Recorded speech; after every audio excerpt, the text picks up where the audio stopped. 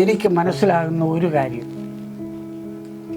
Defence അന്ന് തൊട്ട് ഇവൻ്റെ കാര്യവും ആ പ്ലെയിനിൻ്റെ കാര്യവും ഇതിൽ പോയ ആൾക്കാരുടെ കാര്യവും അന്വേഷിക്കുന്നു. ഒന്നിച്ച് കിട്ടിയില്ലെങ്കിൽ ഇപ്പം തന്നെ നമ്മുടെ ഇവിടെ 5 പേരുടെ കിട്ടി, ഇപ്പോൾ 5 പേരുടെ കിട്ടി.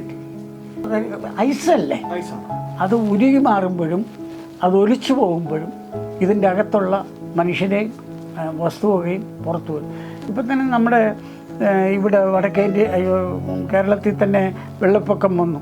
ഇപ്പോഴും ആൾക്കാരെ അതെ കിട്ടാനുണ്ട്. അപ്പോഴാണ് 56 വർഷം മുമ്പുള്ളത് എടുത്തുകൊണ്ട് വന്നിരിക്കുന്നത് നമ്മുടെ മുന്നിലെ. അപ്പൊ ഞാൻ ചോദിക്കുന്നത്, ഇപ്പം ബോഡി വരുമ്പോ ആ ബോഡിക്ക് കാര്യമായ ക്ഷതമൊന്നും സംഭവിച്ചിട്ടില്ലെങ്കിൽ അന്നത്തെ ചെറുപ്പക്കാരനായിട്ടുള്ള ഒരു മുഖം കാണാൻ പറ്റും. എനിക്കറിയാം. അവിടെ ഉള്ളതിൽ അനിയന്മാർക്ക് 2 പേർക്കറിയാം, ബാക്കിയെല്ലാം പിന്നീടുണ്ടായ തലമുറ. ആ മുഖം നിങ്ങൾക്ക് കാണാൻ